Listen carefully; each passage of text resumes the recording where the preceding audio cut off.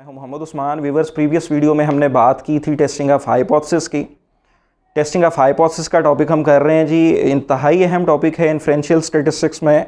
Decision making के procedure में हमने बात की कि दो तरीकाकार हैं, एस्टिमेशन और टेस्टिंग। और टेस्टिंग में हमने फिर बात की थी इस प्रोसीजर के हवाले से कि हमारे पास हाइपोथेसिस होता क्या है, स्टैटिस्टिकल हाइपोथेसिस क्या है, इसकी मुख्तलिफ टाइप्स का जिक्र किया, जिसमें हमने सिंपल और कंपोजिट हाइपोथेसिस की बात की।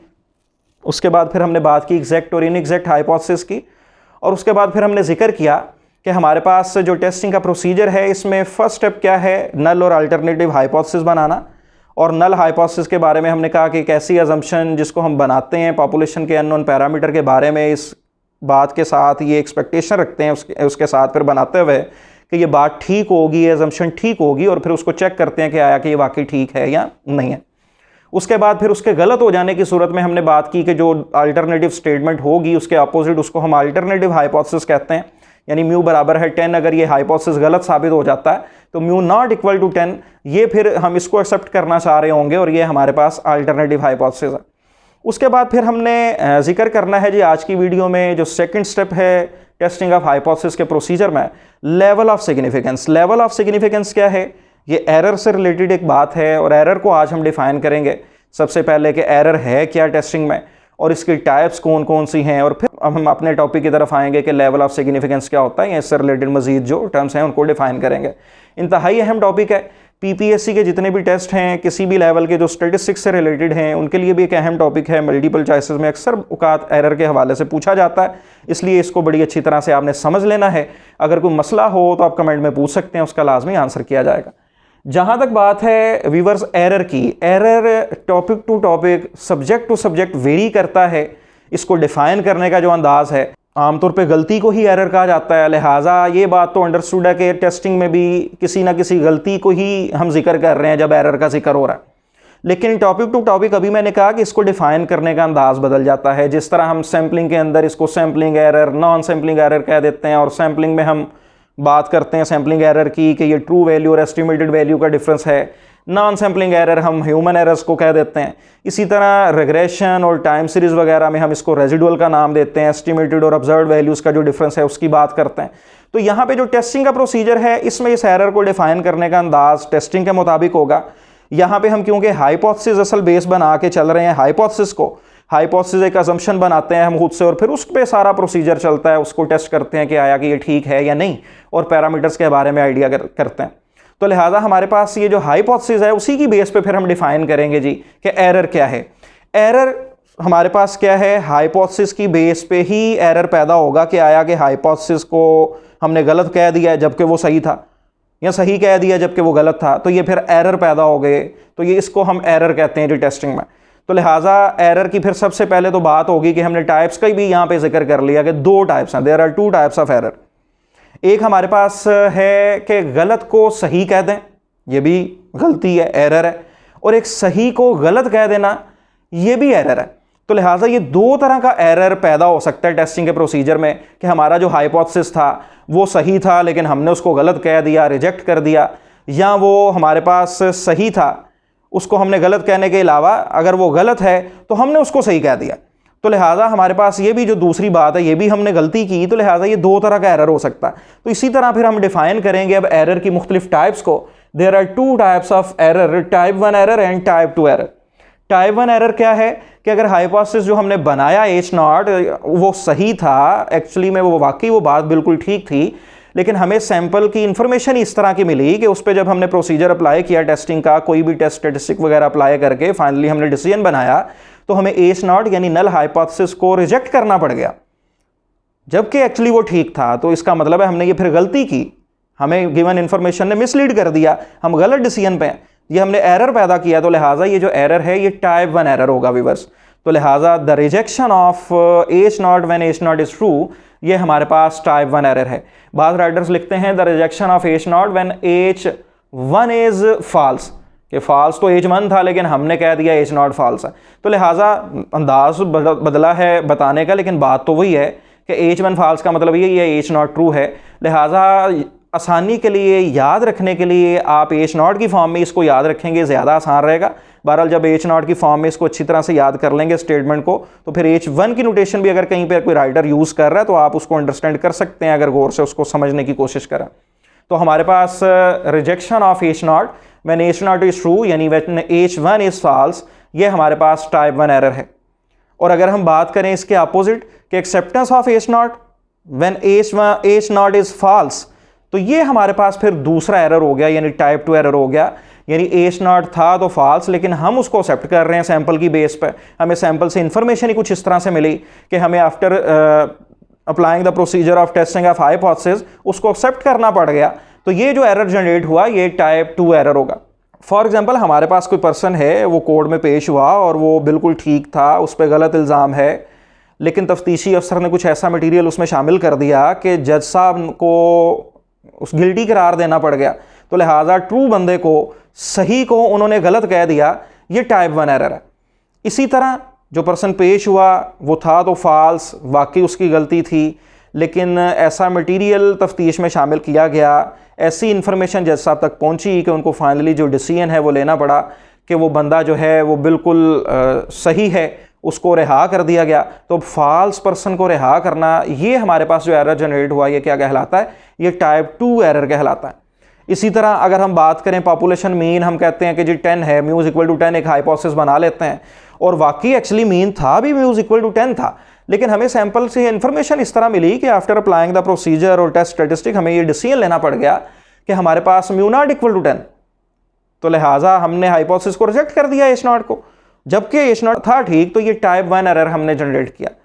इसके बरक्स अगर हम बात करें म्यूज इक्वल टू 10 हाइपोथेसिस था तो गलत, लेकिन सैंपल की बेस पे हमने उसको सही कह दिया, इट मीन्स कि हमारे पास जो है ये हमने क्या किया है, टाइप टू एरर हमने जनरेट किया है।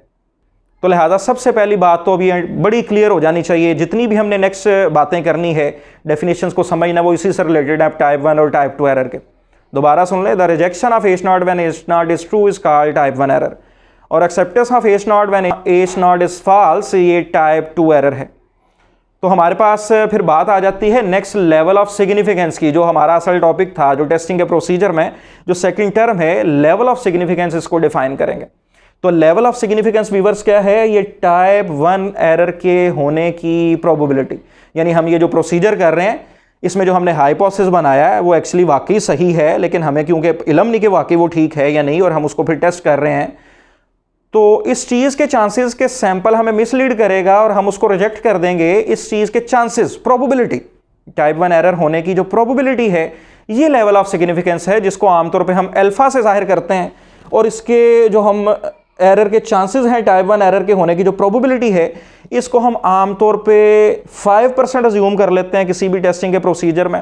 अगर वो 10% या 8% या 2% कह देता है कि इतना अज्यूम करो टाइप वन एरर होने के चांसेस हैं हमारे इस प्रोसीजर में, और इसको अज्यूम किया जाए, फिर तो हम पाबंद है कि उतना ही अज्यूम करेंगे।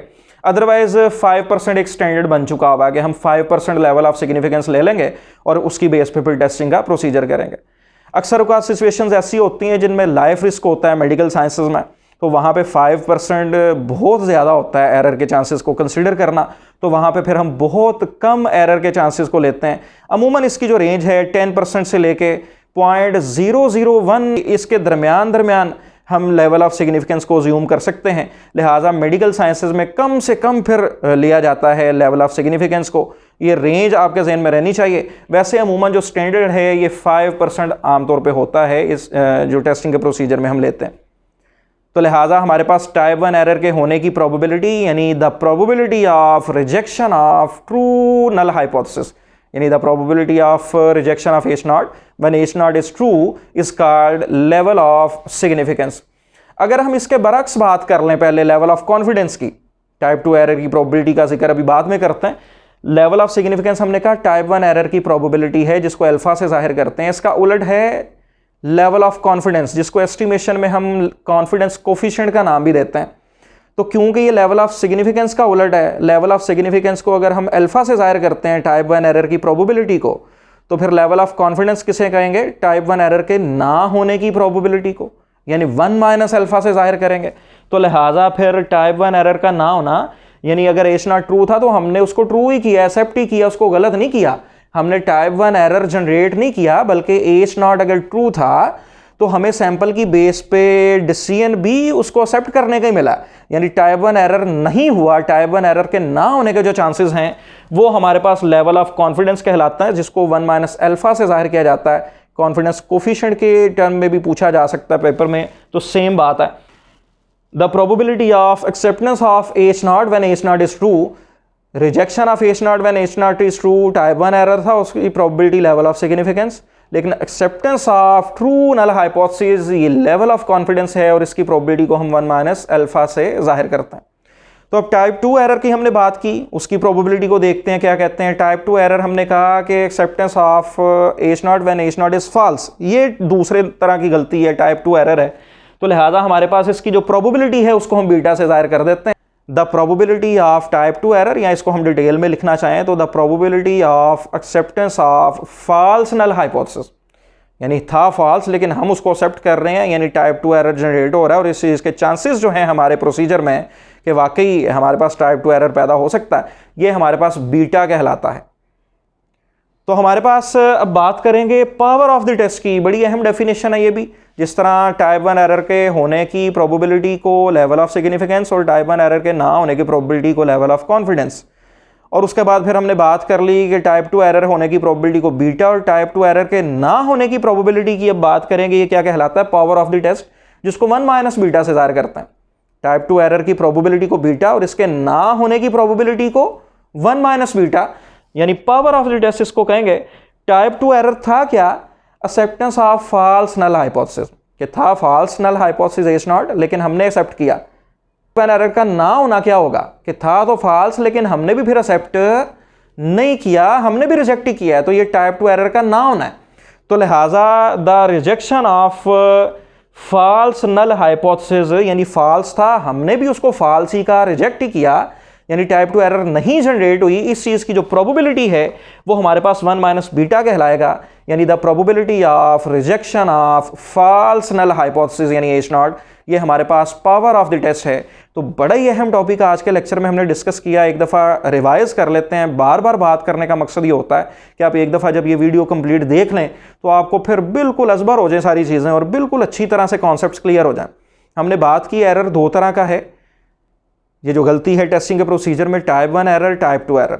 The rejection of H not when H not is true, ये टाइप 1 एरर है, और acceptance of H not when H not is false, ये हमारे पास टाइप 2 एरर है।